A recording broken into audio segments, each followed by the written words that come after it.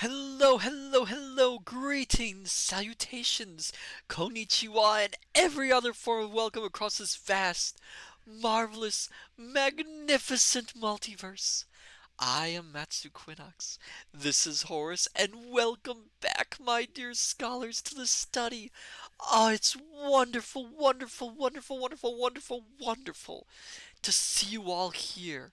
Oh, thank you, thank you, thank you for being here. Hello there, Firefly. Welcome. Hello there, Julian20. Welcome. Hello there, Private Maverick. Welcome. Hello there, Dr. Zadie. Welcome. And thank you, thank you, thank you for the subscription, Sophia Ignace. Thank you so much. It means so much to me. Oh, it makes me want to cry. Oh, oh. Thank you, thank you. Oh, so just Sophia is enough. Ah, I'll keep that in mind. Thank you. Oh, it seems like forever since since we've all been together. Mm, but it hasn't been that long. What has happened since then? I got lost in the study, as you might have known. Did a bit of wandering, did a little bit of work with Horace here. We put together a fireplace, which unfortunately we haven't gotten working yet, but we are working on. Ah, hello there, the cat. Welcome, welcome, welcome to the study. It's wonderful to have you here, and thank you so much for the follow. Ah, I need to take a drink of water.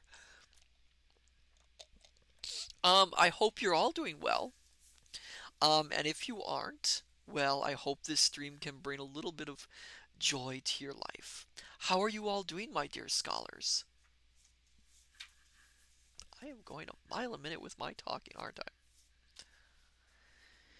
Julian20 feels like winter. Ah, so Father Winter has come at last, or Mother Winter. I make no judgments. Dr. Zadium doing well, thank you. Ah, good, good, good. Very good. I'm so glad to hear that. I'm always glad to hear when my dear scholars are doing well. You are all so precious to me, and I want to make sure you're doing well. Firefly, I'm good. It's the first day of my mini vacation before the holidays start. Oh, wonderful. A vacation is something that everyone should take part in, I'm sure. I personally need one once in a while, but as of yet I haven't taken one. Mm, my goodness. Mm. So then, my dear scholars, Julian20 every day is is vacation. Oh, I see, I see, I see. Um, so my dear scholars, tonight we are going to continue our reading of The Wind in the Willows. It's been a while since we've read from it. An entire month, in fact. So it is really a joy to get back to our little adventures with rats and mole and badger and, of course, Toad. Who can forget Toad? Last we left our dear river companions, Toad got caught trying to steal an automobile and was tried and put in prison. And we had a little bit of adventures with Rat and Mole during Christmas season, where Mole rediscovered his lost home and they enjoyed just a wonderful time together. It was a very nice chapter.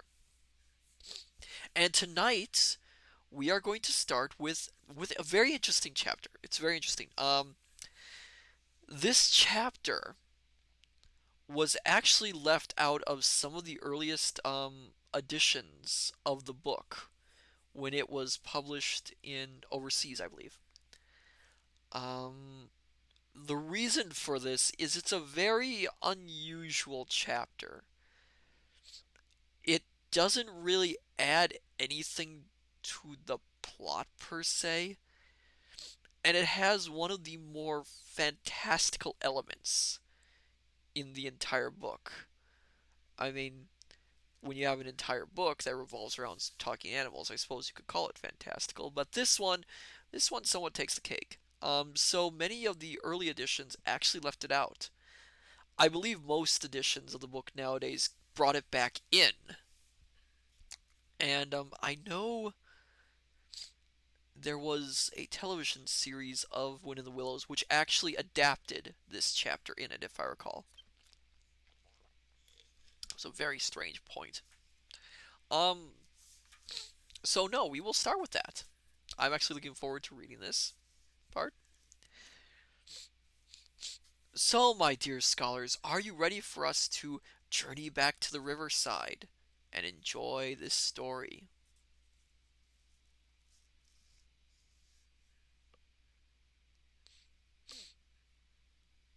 Ah, Julian20 says yes, I see. Firefly, yes, I have my copy. Oh, good, good. If you can read along, it'll be quite interesting. So, my dear scholars, sit back, relax, have a hot or cold beverage. Let us part the curtains and enjoy The Wind in the Willows by Kenneth Grahame.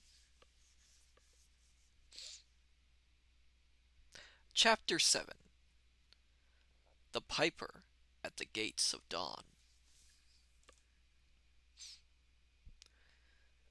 The willow wren was twittering his thin little song, hidden himself in the dark selvage of the river bank.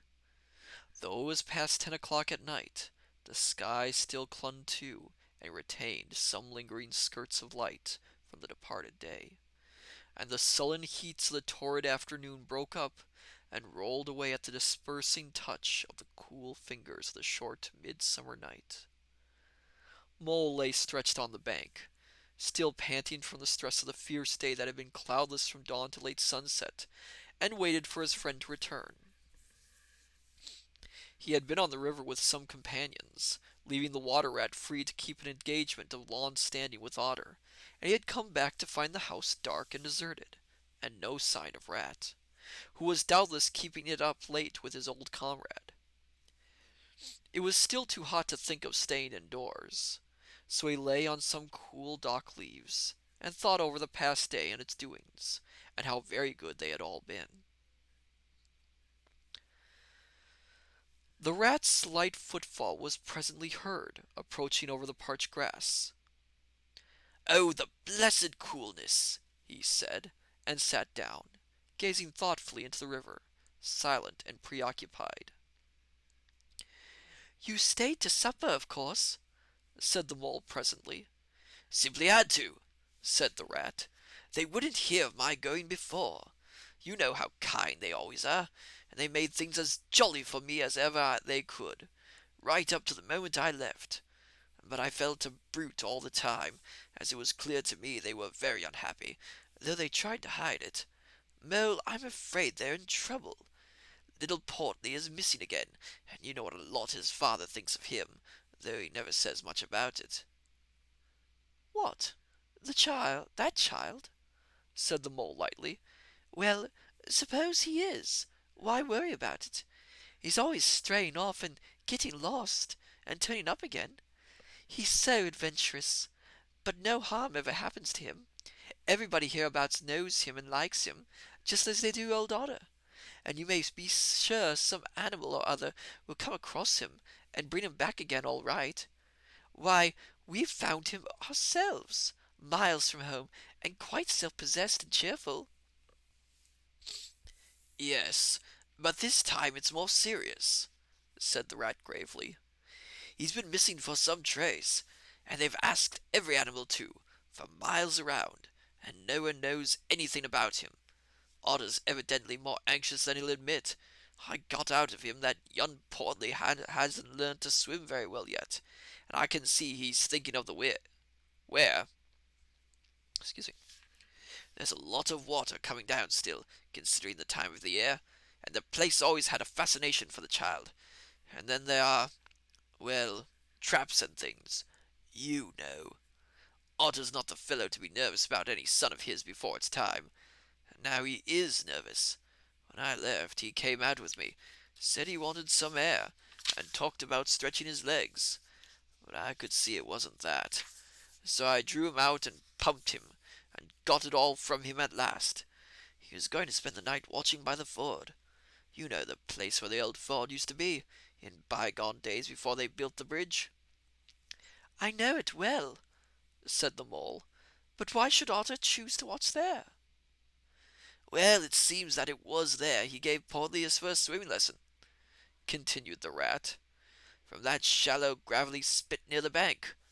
And it was there he used to teach him fishing, and there young Portly caught his first fish, of which he was so very proud. The child loved the spot, and Otter thinks that if he came wandering back from wherever he is, if he is anywhere, by this time, poor little chap, he might make for the ford he was so fond of.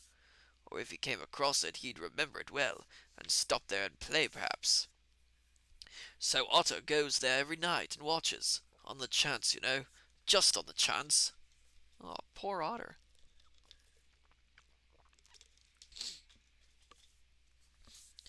They were silent for a time, both thinking of the same thing. The lonely, heart-sore animal, crouched by the ford, watching and waiting the long night through, on the chance. Well, well, said the rat presently, I suppose we ought to be thinking about turning in. But he never offered to move. Rat, said the mole, I simply can't go and turn in, and go to sleep, and do nothing, even though there doesn't seem to be anything to be done. We'll get the boat out, and paddle it upstream. The moon will be in an hour or so, and then we will search as well as we can. Anyhow, it will be better than going to bed and doing nothing. Just what I was thinking myself, said the rat. It's not the sort of night for bed, anyhow, and daybreak is not so very far off, and then we may pick up some news of him from early risers as we go along. They got the boat out, and the rat took the sculls, paddling with caution. Out in midstream there was a clear, narrow track that faintly reflected the sky. But wherever shadows fell on the water from bank, bush, or tree, they were as solid to all appearance as the banks themselves, and the mole had to steer with judgment accordingly. Dark and deserted as it was, the night was full of small noises, song and chatter, and rustling, telling of the busy little population who were up and about, playing their trades and vocations through the night, till sunshine should fall on them at last, and send them off to their well-earned repose. The water's own noises, too, were more apparent than by day, its gurglings and croops more unexpected and near at hand, and constantly they started at what seemed a sudden clear call from an actual articulated voice. The line of the horizon was clear and hard against the sky, and in one particular quarter it showed black against a silvery climbing phosphorescence that grew and grew. At last, over the rim of the waiting earth, the moon lifted with slow majesty till it swung clear of the horizon and rode off, free of moorings, and once more they began to see surfaces, meadows widespread, and quiet gardens, and the river itself from bank to bank, all softly disclosed, all washed clean of mystery and terror, all radiant against as if by day, but with a difference that was tremendous. Their old haunts greeted them again in other raiment, as if they had slipped away and put on this pure new apparel, and come quietly back, smiling as they shyly waited to see if they would be recognized again under it. Fastening their boats to a willow, the friends landed in this silent silver kingdom, and patiently explored the hedges, the hollow trees, the runnels and their little culverts, the ditches and dry waterways. Embarking again and crossing over, they worked their way up the stream in this manner, while the moon, serene and detached in a cloudless sky, did what she could, though so far off, to help them in their quest, till her hour came, and she sank earthwards reluctantly, and left them, and mystery once more held field and river. Then a change began slowly to declare itself. The horizon became clearer, field and tree came more into sight, and somehow, with a different look, the mystery began to drop away from them. A bird piped suddenly and was still, and a light breeze sprang up and set the reeds and bulrushes rustling. Rat, who was in the stern of the boat, while Mole sculled, sat up suddenly and listened with a passionate intentness. Mole, who with gentle strokes was just keeping the boat moving, while he scanned the banks with care, looked at him with curiosity. It's gone, sighed the rat, sinking back in his seat again. So beautiful and strange and new. Since it was to end so soon, I almost wish I had never heard it, for has roused a longing in me that is pain, and nothing seems worth while but just to hear that sound once more, and go on listening to it forever. No, there it is again, He cried, alert once more. Entranced, he was silent for a long space, spellbound. now it passes on, and I begin to lose it, he said presently. Oh, Mole, the beauty of it! The merry bubble and joy! The thin, clear, happy call of the distant piping! Such music I never dreamed of. The call of it is stronger even than the music is sweet. Row on, Mole, row, for the music and the call must be for us. The mole, greatly wondering, obeyed. I hear nothing myself, he said, but the wind playing in the reeds, and rushes, and oysters. The rat never answered, if indeed he heard. Rapt, transported, trembling, he was possessed in all his senses by this new divine thing that caught up his helpless soul and swung and dandled it, a powerless but happy infant in a strong, sustaining grip. Strong, sustaining grasp. Pardon? In silence, Mole rowed steadily, and soon they came to a point where the river divided, and a long backwater branching off to one side. With a slight movement of his head, Rat, who had long dropped the rudder lines, directed the rower to take the backwater. The creeping tide of light gained and gained, and now they could see the color of the flowers that gemmed the water's edge. Clear and near still. Cried the rat joyously. Now you must surely hear it. Ah, at last, I see you do. Breathless and transfixed, the mole stopped rowing, as the liquid run of that glad piping broke on him like a wave, caught him up, and possessed him utterly. He saw the tears on his comrade's cheeks, and bowed his head and understood. For a space they hung there, brushed by the purple loosestrife that fringed the bank. Then the clear, imperious summons that marched hand in hand with the intoxicating melody imposed its will on Mole, and mechanically he bent to his oars again, and the light grew steadily stronger. But no birds sang as they were wont to do at the approach of dawn, and, but for the heavenly music, all was marvelously still.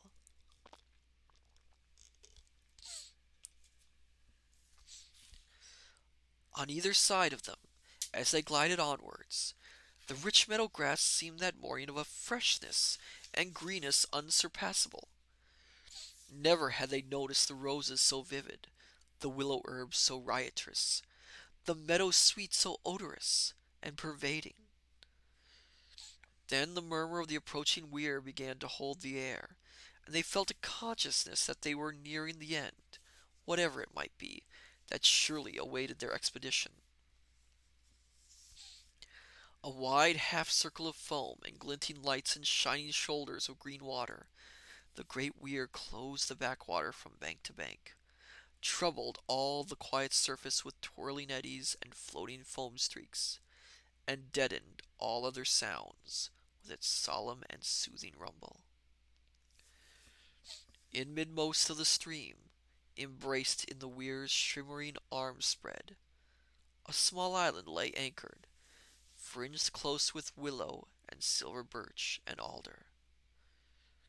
Reserved, shy, but full of significance, it hid whatever it might hold behind a veil, keeping it till the hour should come, and with the hour those who were called and chosen. Slowly, but with no doubt or hesitation whatever, and in something of a solemn expectancy, the two animals passed through the broken, tumultuous water, and moored their boat at the flowery margin of the island. In silence they landed, and pushed through the blossom and scented herbage and undergrowth that led up to the level ground, till they stood on a little lawn of a marvelous green, set round with nature's own orchid trees, crabapple, wild cherry, and sloe. I love the description in this chapter. It's so wonderful.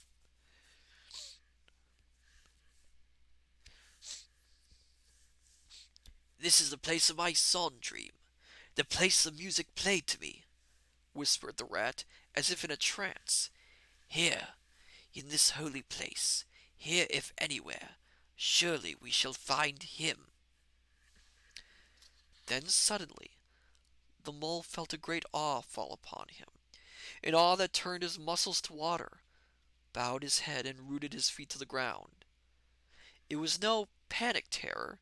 Indeed, he felt wonderfully at peace and happy. But it was an awe that smote and held him, and without seeing, he knew it could only mean that some august presence was very, very near. With difficulty, he turned to look for his friend, and saw him at his side cowed, stricken, and trembling violently.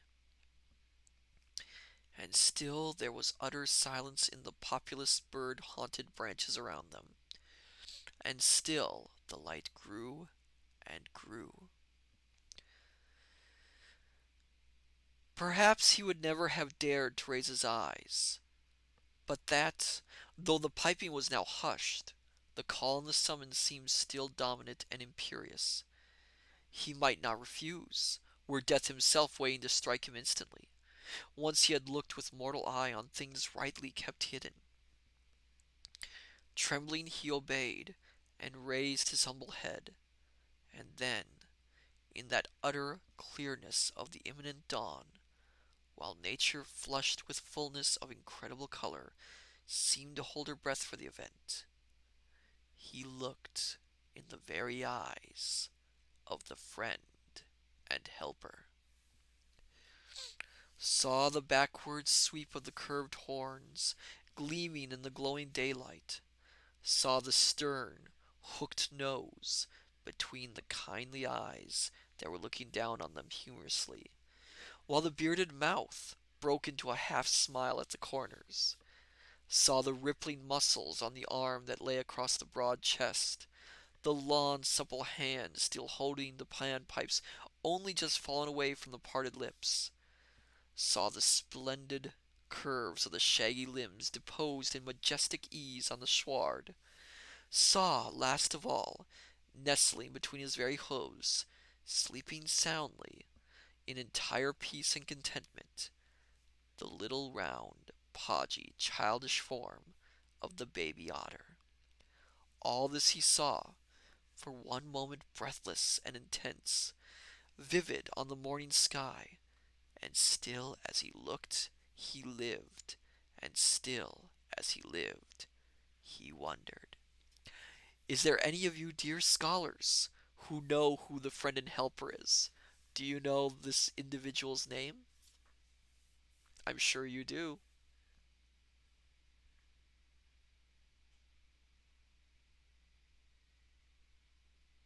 Anyone? It is quite interesting, though, how they portray him in this one. Um, this individual is usually portrayed as a fairly raucous, wild character. And if you read the original, what I shouldn't say original because mythology is such a spectrum of things. if you read the myths surrounding him, he is usually portrayed in less than flattering terms. In this story, though, he is portrayed much more mildly, although I suppose it is because he's among animals here. So, have any of you scholars been able to identify who this character is?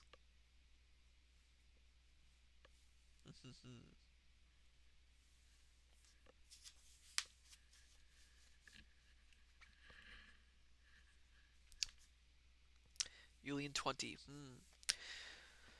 Who is this friend and helper that they have encountered who has had this effect on them?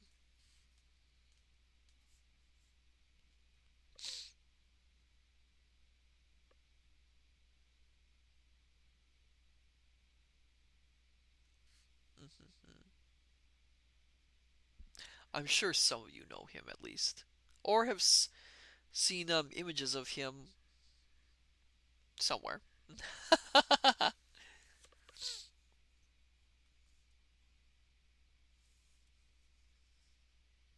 Firefly. I already knew, so the others can guess. Ah, I see. Very well, very well.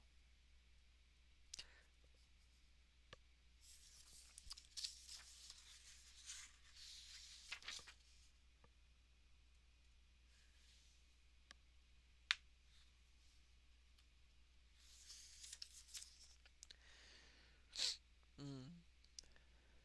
Helium 20. I can hear a pin drop. Horace, have you been dropping pins again? What have I told you about bringing in pins from the sewing room? Hmm? Oh, it's not from the sewing room? Oh, it's from there. Oh, I'm so sorry. I'm so sorry. Carry on then. Mm. I don't think the chapter actually says the name. I don't believe.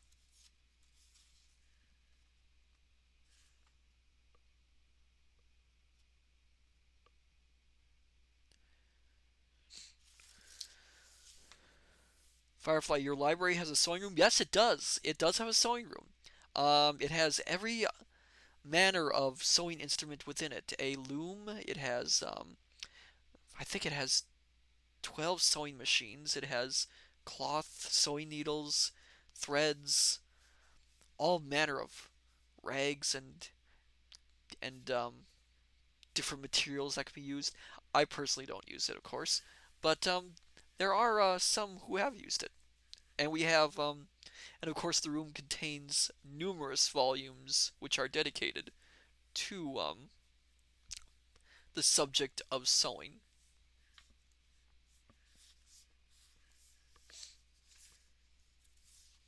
So for those who are curious on who this friend and helper is, it of course is the Greek god Pan. Let us continue then. Rat! He found breath to whisper, shaking. Are you afraid? Afraid? Murmured the rat, his eyes shining with unutterable love. Afraid? Of him? Oh, never, never. And yet, oh, mole, I am afraid. Then the two animals, crouching to the earth, bowed their heads and did worship. Sudden and magnificent, the sun's broad golden disk showed itself over the horizon facing them, and the first rays, shooting across the level water meadows, took the animals full in the eyes and dazzled them. When they were able to look once more, the vision had vanished, and the air was full of the carol of birds that hailed the dawn. As they stared blankly in dumb misery, deepening as they slowly realized all they had seen and all they had lost, a capricious little breeze, dancing up from the surface of the water, tossed the aspens, shook the dewy roses, and blew lightly and caressingly in their faces, and with its soft touch came instant oblivion. For this is the last best gift that the kindly demigod is careful to bestow on those to whom he has revealed himself in their helping, the gift of forgetfulness, lest the awful remembrance should remain and grow, and overshadow mirth and pleasure, and the great haunting memory should spoil all the afterlives of little animals helped out of difficulties, in order that they should be happy and light-hearted as before.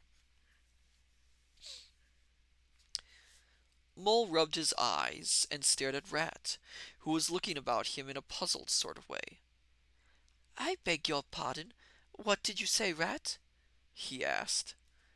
I think I was only remarking, said Rat slowly, that this was the right sort of place, and that here, if anywhere, we should find him. And look! Why, there he is, the little fellow! And with a cry of delight he ran towards the slumbering Portly.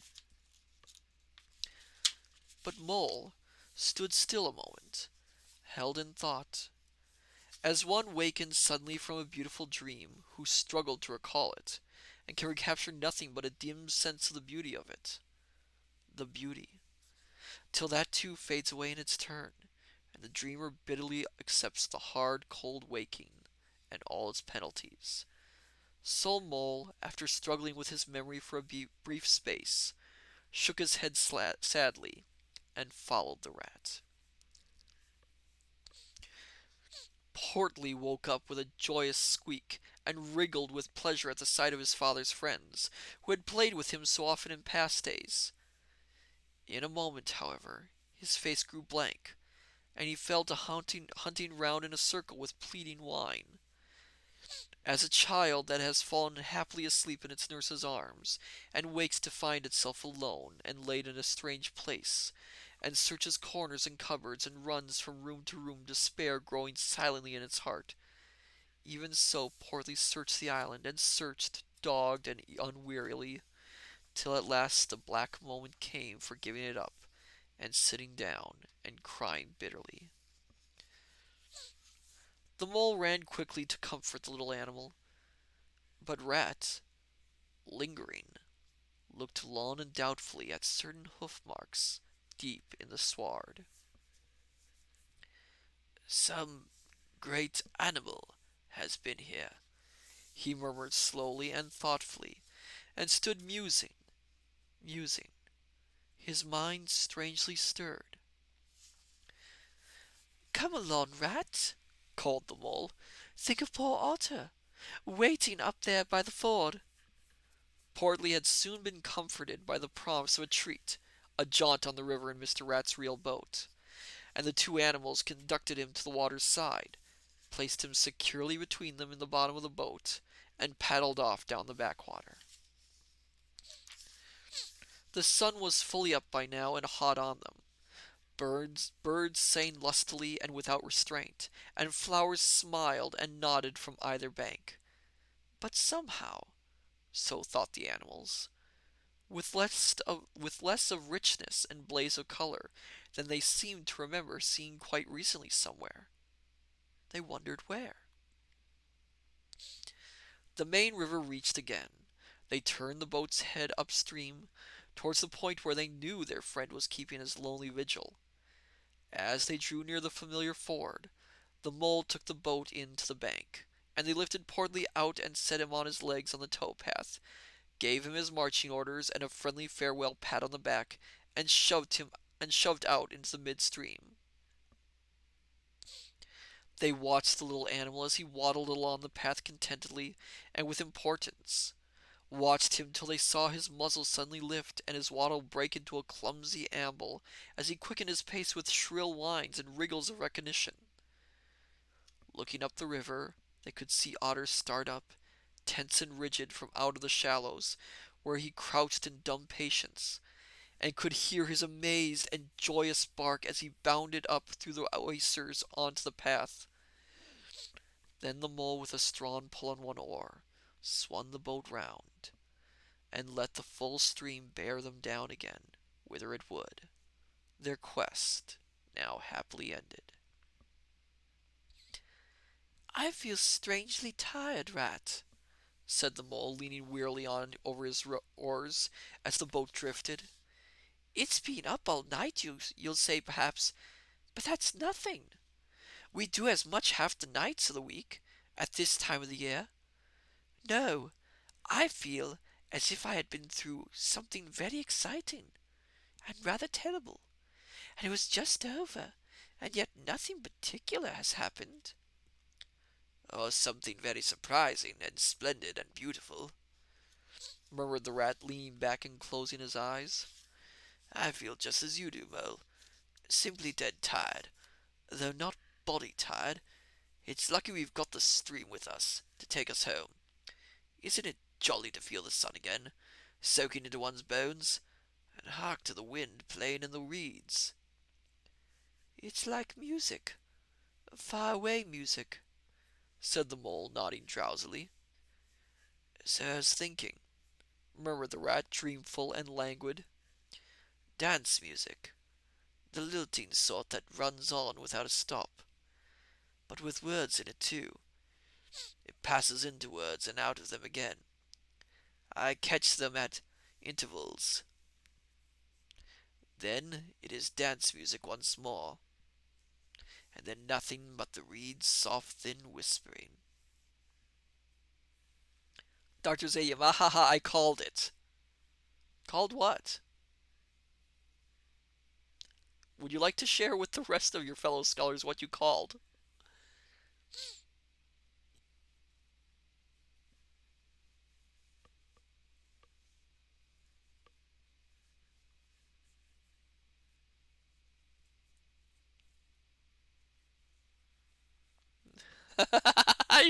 All right, all right. I'll continue then, my dear scholars.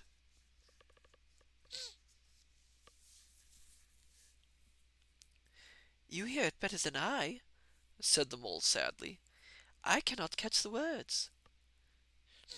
Let me try and give you them, said the rat softly, his eyes still closed. Looks like it's time for another song, my dear scholars. Let's see if I can do this. Said the rat softly, his eyes still closed. And now it is turning into words again, faint but clear. Lest the hour should dwell and turn your frolic to fret, you shall look on my power at the helping hour, but then you shall forget. Now the reeds take it up. Forget, forget. And they sigh, and it dies away in a rustle and a whisper, and then the voice returns. Lest limbs be retted and rent, I spring the trap that is set. As I loose the snare, you may glimpse me there, for surely you shall forget. Row near, Mole, near to the reeds. It is hard to catch, and grows each minute fainter. Helper and healer I cheer, small wafts in the woodland wet, strays I find in it, wounds I bind in it, bidding them all forget. Near, Mole, near. No, it is no good. The song has died away into reed talk. But what does the words mean? asked the wondering mole. That I do not know, said the rat simply. I passed them on to you as they reached me. Ah! Now they return again, and this time full and clear. This time at last it is the real, the unmistakable theme. Simple, passionate, perfect. Well, let's have it then, said the mole, after he had waited patiently for a few minutes, half dozing in the hot sun. But no answer came. He looked and understood the silence, with a smile of much happiness on his face, and something of a listening look still lingering there. The weary rat was fast asleep. As you can see with that chapter, it is a bit odd. I think it is one of the only chapters that does acknowledge a manner of supernatural in the story. You can see that's probably why they cut this chapter out of some of the early editions, because it does stand out as a little bit of an odd thing, a little bit of an odd duck of a chapter. Personally, I think it is a lovely chapter. It's got a very nice mood to it, and it really does fit the tone of the story. But yes, I think that is most likely why they cut it out, because it does feel slightly different. Julian 20, I liked it. Firefly, it's got a sacred nature kind of feel to it. Yes, yes, it very much does, and it does follow along with what the animals somewhat represent, which is um, the excuse me, the citizens of nature, as it were. And so it would be natural for a being like Pan to be their protector. But that is the end, I believe, of the what let us call the how should I call it?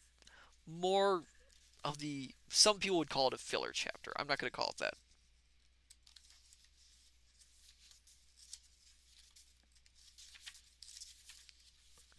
But we are going to be getting back to the bigger plot where we left off.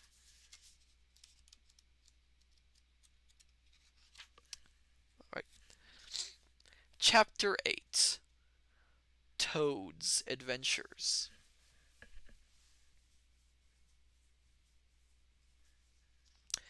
When Toad found himself immured in a dank and noisome dungeon, and knew that all the grim darkness of a medieval fortress lay between him and the outer world of sunshine and well-metalled roads, where he had lately been so happy, disporting himself as if he had bought up every road in England, he flung himself at full length on the floor and shed bitter tears, and abandoned himself to dark despair.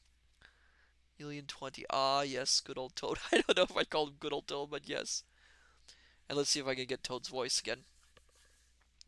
"This is the end of everything," he said. "At least it is the end of the career of Toad, which is the same thing. The popular and handsome Toad, the rich and hospitable Toad, the Toad so free and careless and debonair. How can I hope to be ever set at large again," he said, "who have been imprisoned so justly for stealing so handsome a motor car in such an audacious manner, and for such learned and imaginative cheek bestowed upon such a number of fat red-faced policemen?" Here he saw his sobs choked him. "Stupid animal that I was," he said. "Now I must languish in this dungeon, till people who were proud to say they knew me have forgotten the very name of Toad. Oh, wise old badger," he said. "Oh, clever, intelligent rat, and sensible mole! What sound judgment, what a knowledge of men and matters you possess!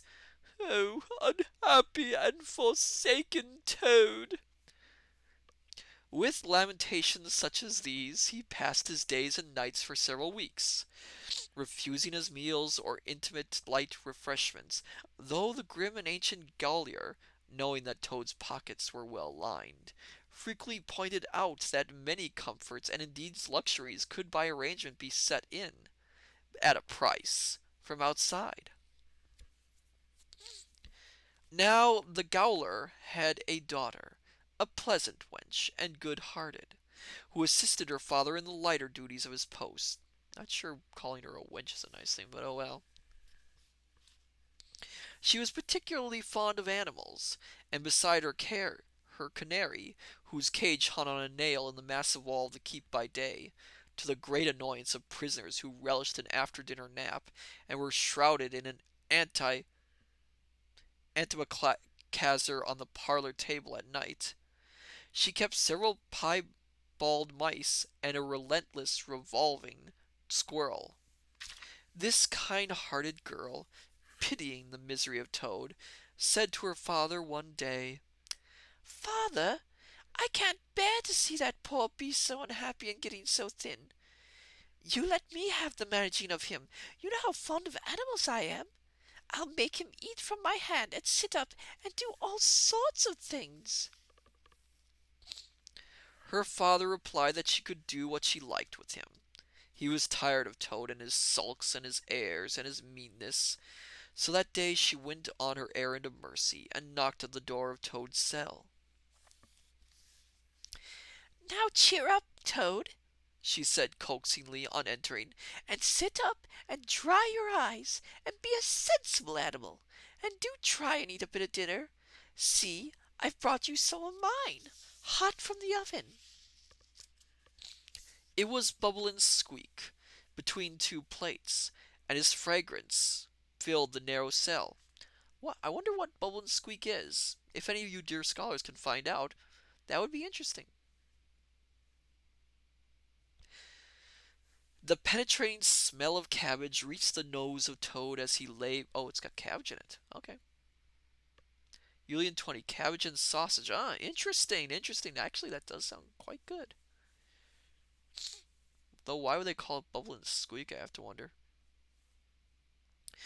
The penetrating smell of cabbage reached the nose of Toad as he lay prostrate in his misery on the floor, and gave him the idea for a moment that perhaps life was not such a blank and desperate thing as he had imagined.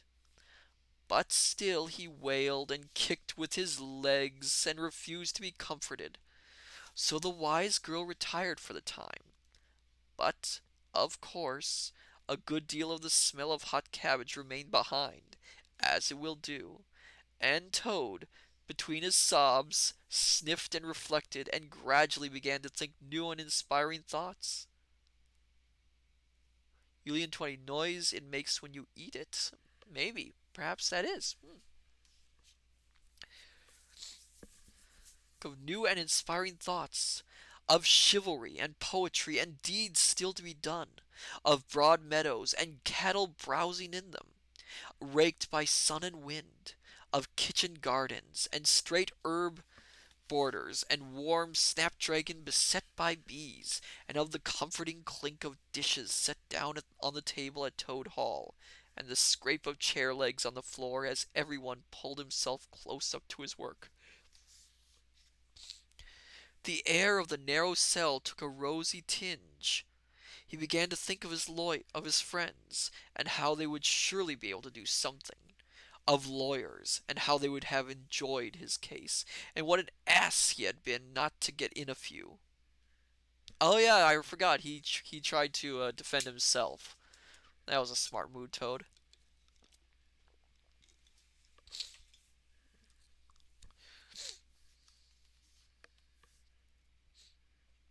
And lastly, he thought of his own great cleverness and resource, and all that he was capable of, if he only gave his great mind to it, and the cure was almost complete. When the girl returned, some hours later, she carried a tray with a cup of fragrant tea streaming on it, and a plate piled up with very hot buttered toast, cut thick, very brown on both sides, with the butter running through the holes in it in great golden drops, like honey from the honeycomb.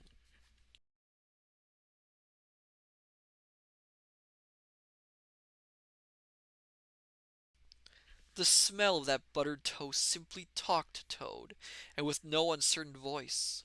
Talked of warm kitchens, of breakfasts on bright frosty mornings, of cozy parlor firesides on winter evenings, when one's ramble was over and slippered feet were propped on the fender. Of the purring of contented cats, and the twitter of sleepy canaries. Toad sat up on end once more, dried his eyes, sipped his tea, and munched his toast, and soon began talking freely about himself, and the house he lived in, and his doings there, and how important he was, and what a lot his friends thought of him. The Gowler's daughter saw that the topic was doing him as much good as the tea, as indeed it was, and encouraged him to go on. "Tell me about Toad Hall," said she. It sounds beautiful. Toad Hall, said the toad proudly, is an eligible self-contained gentleman's residence, very unique, dating in part from the 14th century, but replete with every modern convenience. Up-to-date sanitation, 5 minutes from church, post office, and golf links. Suitable for... Bless, bless the animal, said the girl, laughing. I don't want to take it. Tell me something real about it. But first, wait till I fetch you some more tea and toast. She tripped away, and presently returned with a fresh trayful, and Toad, pitching into the toast with excuse me, avidity, his spirits quite restored to their usual level, told her about the boathouse and the fish pond and the old walled kitchen garden, and about the pigsties and the stables, and the pigeon house and the hen house, and about the dairy and the wash house and the china cupboards, and the linen presses, she liked that bit especially, and about the banqueting hall, and the fun they had there when the other animals were gathered round the table, and Toad was at his best, singing songs, telling stories, carrying on generally. Then she wanted to know about his animal friends, and was very interested in all he had to tell her about them, and how they lived, and what they did to pass their time. Of course she did not say she was fond of animals as pets, because she had the sense to see that Toad would be extremely offended. When she said good night, having filled his water jug, and shaken up his straw for him, Toad was very much the same sanguine, self-satisfied animal that he had been of old. He sang a little song or two, of the sort he used to sing at his dinner parties, curled himself up in the straw, and had an excellent night's rest, and the excuse me, my dear scholars, the pleasantest of dreams. I cannot pronounce that, unfortunately. They had many interesting talks together after that, as the dreary days went on, and the Gowler's daughter grew very sorry for Toad, and thought it a great shame that a poor little animal should be locked up in prison for what seemed to her a very trivial offence. Toad, of course, in his vanity, thought that her interest in him proceeded from a growing tenderness, and he could not help half regretting that the social gulf between them was so very wide, for she was a comely lass, and evidently admired him very much. Oh, the ego on this man. One morning the girl was very thoughtful, and answered at random, and did not seem to Toad to be paying proper attention to his witty sayings and sparkling comments. Toad, She said presently, just listen, please. I have an aunt who is a washerwoman. There, there, said Toad graciously and affably. Never mind. Think no more about it. I have several aunts who ought to be washerwomen, Do be quiet a minute, Toad, said the girl. You talk too much. That's your chief fault. And I'm trying to think, and you hurt my head. As I said, I have an aunt who is a washerwoman. She does the washing for all the prisoners in this castle. I hope you enjoy my voice here. It's hard. We try to keep any paying business of that sort in the family. You understand. She takes out the washing on Monday morning and brings it in on Friday evening. This is a Thursday. Now, this is what occurs to me. You're very rich, at least you're always telling me so, and she's very poor. A few pounds wouldn't make any difference to you. It would mean a lot to her. Now, I think if she were properly approached, squared, I believe is the word you animals use, you could come to some arrangement by which she would let you have her dress and bonnet and so on, and you could escape from the castle as the official washerwoman. You're very alike in many respects, particularly about the figure. Okay. Oh, that's funny. We're not, said the Toad in a huff. I have a very elegant figure, for what I am. So is my aunt, replied the girl, for what she is. But have it your own way, you horrid, proud, ungrateful animal, when I'm sorry for you and trying to help you. Yes, yes, that's all right. Thank you very much indeed, said the Toad hurriedly. But look here, you wouldn't surely have Mr. Toad of Toad Hall going about the country disguised as a washerwoman? Then you can stop here as a toad, replied the girl with much spirit. I suppose you want to go off in a coach and four. Honest Toad was always ready to admit himself in the wrong. You're a very good, kind, clever girl, he said, and I'm indeed a proud and stupid toad. Introduce me to your worthy aunt, if you will be so kind, and I have no doubt that the excellent lady and I will be able to arrange terms satisfactorily to both parties. Next evening the girl ushered her aunt in Toad's cell, bearing his week's washing pinned up in a towel. The old lady had been prepared beforehand for the interview, and the sight of certain gold sovereigns that Toad had thoughtfully placed on the table in full view practically completed the matter, and left little further to discuss. In return for his cash, Toad received a cotton print gown, an apron, a shawl, and a rusty black bonnet, the only stipulation the old lady made being that she should be gagged and bound and dumped down in a corner. By this not very convincing artifice, she explained, aided by picturesque fiction which she could supply herself, she hoped to retain her situation, in spite of the suspicious appearance of things. Toad was delighted with the suggestion. It would enable him to leave the prison in some style, and with his reputation for being a desperate and dangerous fellow untarnished. And he readily helped the gondolier's daughter to make her aunt appear as much as possible the victim of circumstances over which she had no control. Now it's your turn, Toad, said the girl. Take off that coat and waistcoat of yours. You're fat enough as it is. Shaking with laughter, she proceeded to hook and eye him into the cotton print gown, arranged the shawl with a professional fold, and tied the strings of the rusty bonnet under his chin. You're the very image of her, she giggled. Only I'm sure you'll never looked half so respectable in all your life before. Now goodbye, Toad, and good luck. Go straight down the way you came up, and if anyone says anything to you, as they probably will, being but men, you can chafe back a bit, of course, but remember you're a widow woman, quite alone in the world, with a character to lose. Again, pardon my voice for the character. Couldn't think of another one, sadly. With a quaking heart, but as firm a footstep as he could command, Toad set forth cautiously on what seemed to be a most harebrained and hazardous undertaking.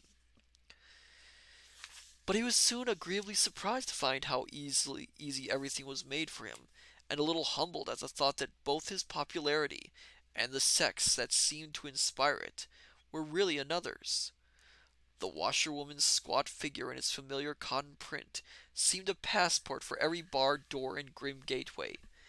Even when he hesitated, uncertain as to the right turning to take, he found himself helped out of his difficulty by the warder at the next gate, anxious to be off to his tea, summoning him to come along sharp and not keep him waiting there all night. The chaff and the humorous sallies to which he was subjected, and to which of course he had to provide prompt and effective reply, formed indeed his chief danger. For Toad was an animal with a strong sense of his own dignity, and the chaff was mostly, he thought, poor and clumsy, and the humor of the sallies entirely lacking. However, he kept his temper, though with great difficulty, suited his retorts to his company and his supposed character, and did his best not to overstep the limits of good taste.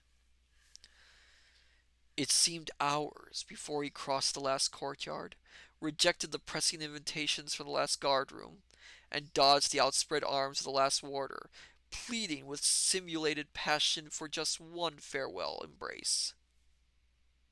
But at last he heard the wicket gate in the great outer door click behind him, felt the fresh air of the outer world upon his anxious brow, and knew that he was free.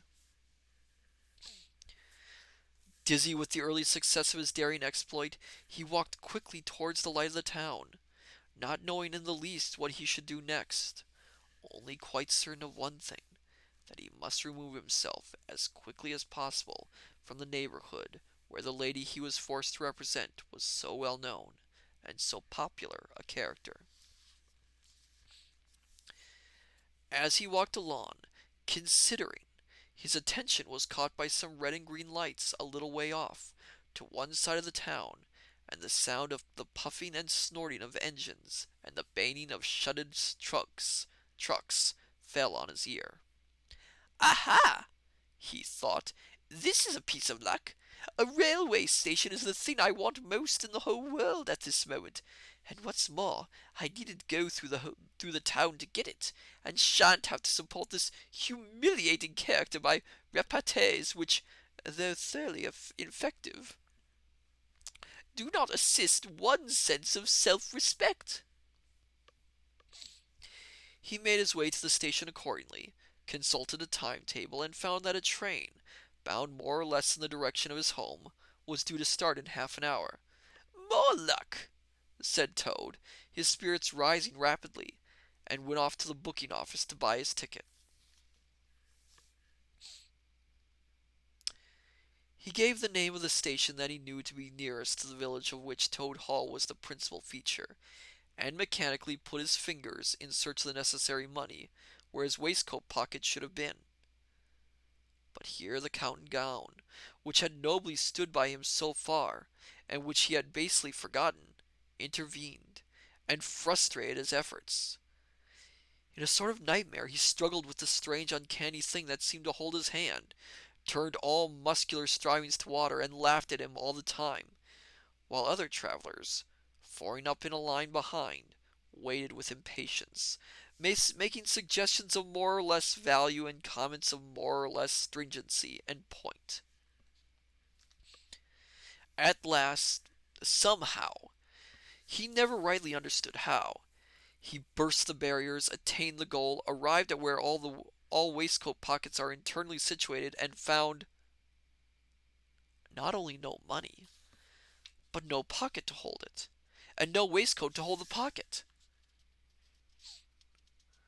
To his horror, he recollected that he had left both coat and waistcoat behind him in his cell, and with them his pocketbook, money, keys, watch, matches, pencil case, all that makes life worth living, all that distinguishes the many-pocketed animal, the lord of creation, from the inferior one-pocketed or no-pocketed productions that hop or trip about permissively, unequipped for the real contest. In his misery, he made one desperate effort to carry the thing off, and with a return to his fine old manner, a blend of the squire and the college don, he said, "Look here, I find I've left my purse behind. Just give me that ticket, will you, and I'll send the money on tomorrow. I'm well known in these parts." The clerk stared at him and the rusty black bonnet a moment, then laughed. "I should think you are pretty well known in these parts," he said, "if you've tried this game on often. Here, stand away from the window, please, madam. You're obstructing the other passengers." The old gentleman, who had been prodding him in the back for some moments here, thrust him away, and what was worse, addressed him as his good woman, which angered Toad more than anything that had occurred that evening. Baffled and full of despair, he wandered blindly down the platform where the train was standing, and tears trickled down each side of his nose. It was hard, he thought, to be within sight of safety and almost of home, and to be balked by the want of a few wretched shillings, and by the pettifogging mistrustfulness of paid officials. Very soon his escape would be discovered. The hunt would be up. He would be caught, reviled, loaded with chains, dragged back again to prison, and bread and water and straw. His guards and penalties would be doubled, and oh, what sarcastic remarks the girl would make! What was to be done? He was not swift of foot. His figure was unfortunately recognizable. Could he not squeeze under the seat of a carriage? He had seen this method adopted by schoolboys when the journey money provided by thoughtful parents had been diverted to other and better ends. As he pondered, he found himself opposite the engine, which was being oiled, wiped, and generally caressed by its affectionate driver, a burly man with an oil can in one hand and a lump of cotton waste in the other. "Hello, mother," said the engine driver. "What's the trouble? You don't look particularly cheerful." "Oh, sir," said Toad, crying afresh, "I'm a poor unhappy washerwoman, and I've lost all my money, and can't pay for a ticket, and I must get home tonight somehow, and whatever am I to do, I don't know. Oh dear, oh dear." Toad's a ham, that's for sure. "That's a bad business indeed," said the engine driver reflectively. "Lost your money, and can't get home, and got some kids too waiting for you, I dare say."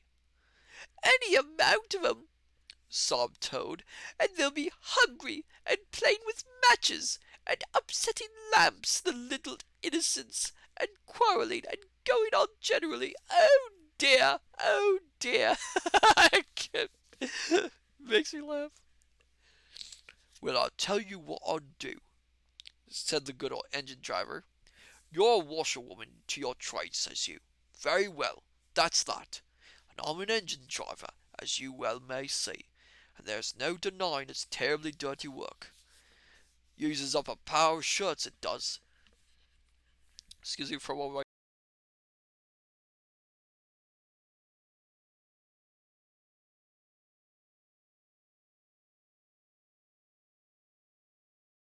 Excuse me, I have some dust from one of the other rooms in the study. Makes me sneeze a little bit. Oh, hello there, Kintron. Welcome. We are in the middle of winning the Willows. Very well, that's that.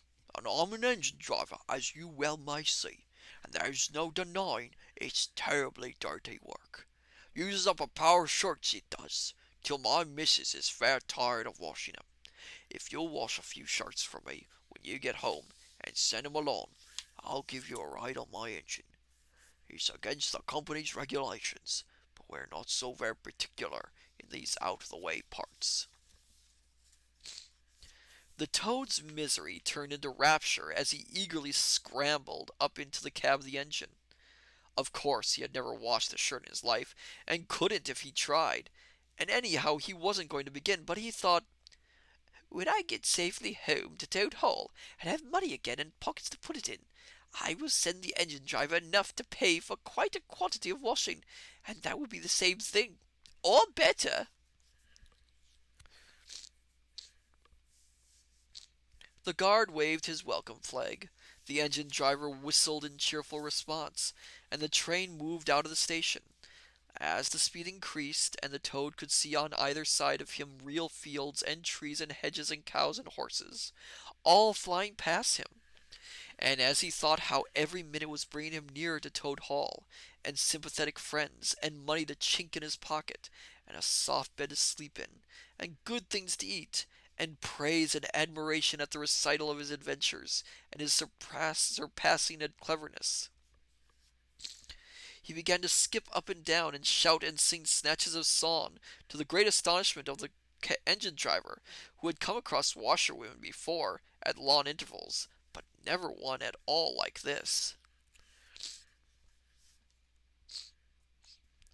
They had covered many and many a mile, and Toad was already considering what he would have for supper as soon as he got home, when he noticed that the engine driver with a puzzled noticed that the engine driver with a puzzled expression on his face was leaning over the side of the engine and listening hard.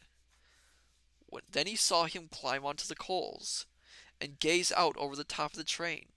Then he returned and said to Toad, "It's very strange. We're the last train running in this direction tonight. Yet I could be sworn that I heard another following us." Toad ceased his frivolous antics at once. He became grave and depressed, and a dull pain in the lower part of his spine, communicating itself to his legs, made him want to sit down and try desperately not to think of all the possibilities. By this time the moon was shining brightly, and the engine driver, steadying himself on the coal, could command a view of the line behind them for a long distance. Presently he called out, "I can see it clearly now. It is an engine, on all rails, coming along at a great pace. It looks as if we're being pursued." The miserable Toad, crouching in the coal dust, tried hard to think of something to do, with dismal want of success. "They are gaining on us fast," cried the engine driver, and the engine is crowded with the queerest lot of people. Men like ancient warders, waving halberds, policemen in their helmets, waving truncheons, and shabbily dressed men in pot hats, obvious and unmistakable plain-clothes detectives even at this distance, waving revolvers and walking sticks, all waving and all shouting the same thing. "Stop! Stop!" Then Toad fell on his knees among the coals, and raising his clasped paws in supplication, cried, "Save me, only save me, dear, kind Mr. Engine Driver, and I will confess everything. I am not the simple washerwoman I seem to be. I have no children waiting for me, innocent or otherwise. I am a Toad, the well-known and popular Mr. Toad, a landed proprietor. I have just escaped by my great daring and cleverness from a loathsome dungeon into which my enemies had flung me, and if those fellows on that engine recapture me, you'll be chained and bread and water and straw in misery once more for poor, unhappy, innocent Toad." Of course, we know he's not innocent because he did steal the car, so he's lying out of his... Yeah.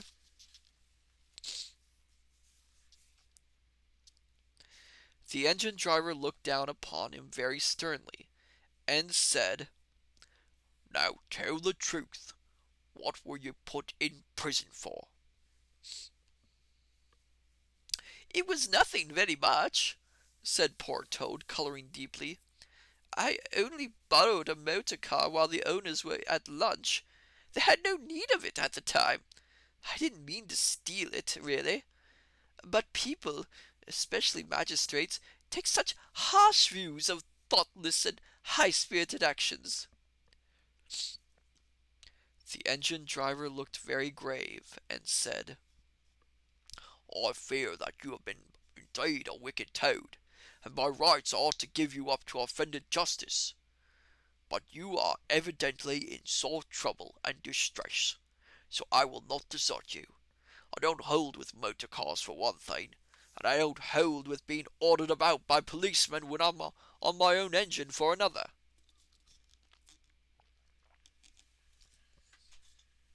And the sight of an animal in tears always makes me feel queer and soft-hearted.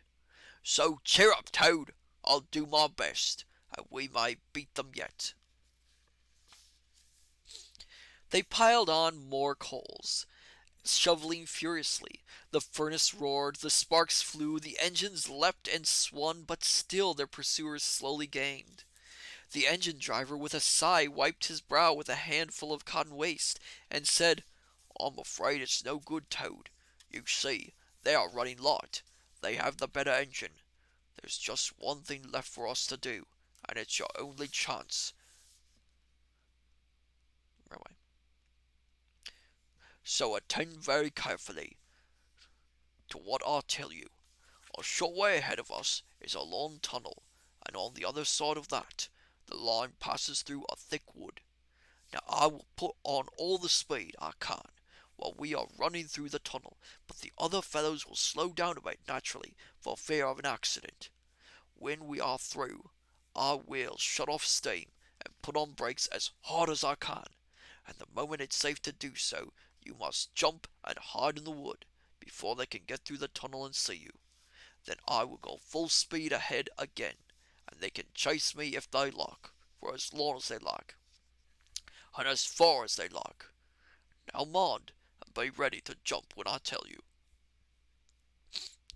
They piled on more coals, and the train shot into the tunnel, and the engine rushed and roared and rattled, till at last they shot out at the other end into fresh air and the peaceful moonlight, and saw the wood lying dark and helpful upon either side of the line. The driver shut off steam and put on brakes. The Toad got down on the step, and as the train slowed down to almost a walking pace, he heard the driver call out, "Now, jump!" Toad jumped, rolled down a short embankment, picked himself up unhurt, scrambled into the wood, and hid. Peeping out, he saw his train get up speed again and disappear at a great pace. Then out of the tunnel burst the pursuing engine, roaring and whistling, her motley crew waving their various weapons and shouting, "Stop! Stop! Stop!" When they were past, the Toad had a hearty laugh, for the first time since he was thrown in prison. But he soon stopped laughing when he came to consider that it was now very late and dark and cold, and he was in an unknown wood, with no money and no chance of supper, and still far from friends and home, and the dead silence of everything, after the roar and rattle of the train, was something of a shock. He dared not leave the shelter of the trees, so he struck into the wood, with the idea of leaving the railway as far as possible behind him. After so many weeks within walls, he found the woods strange and unfriendly, and inclined, he thought, to make fun of him. Night jars sounding their mechanical rattle made him think that the wood was full of searching warders, closing in on him.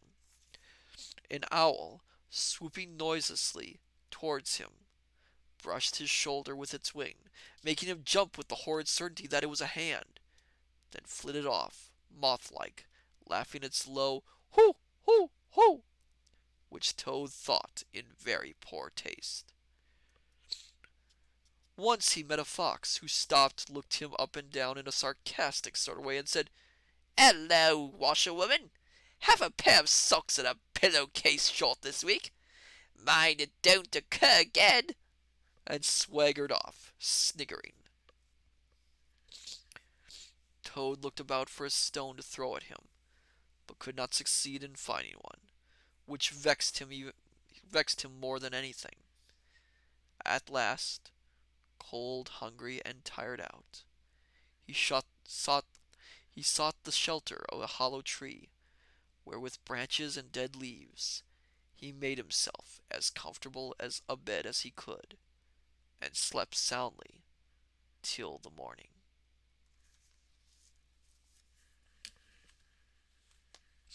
Ah, well, I'm going to stop there, my dear scholars. I want to preserve my voice, of course. Um, oh, poor dear Toad, running in the dark woods like that. I wonder what will happen to him. For now, I shall put up the curtains. And, why don't we head over to our little chat area and have a little talk before I close out for now. And we are back, my dear scholars. That is always a quick trip. Julian 20, you were wonderful once more. Oh, thank you, thank you. I felt a little bit rusty. I haven't read Wind in the Willows for a while, so the voices were a bit difficult to get a handle on again. But it's always a lot of fun, and I love Kenneth Graham's very evocative way of writing. It's very picturesque, as they say. I hope you're all enjoying it. It's been quite a lot of fun doing so, reading them. Private Maverick, thank you for the reading. Oh, you're very welcome, Private Maverick. I love reading to you, dear scholars. It's one of my favorite things to do. Mm. Speaking of which, I should probably talk about next week's schedule. So, next Tuesday, if everything goes to plan, we will be doing yet uh, another gaming stream. Um, I haven't yet chosen which one we're doing. There is a poll up on my Twitter.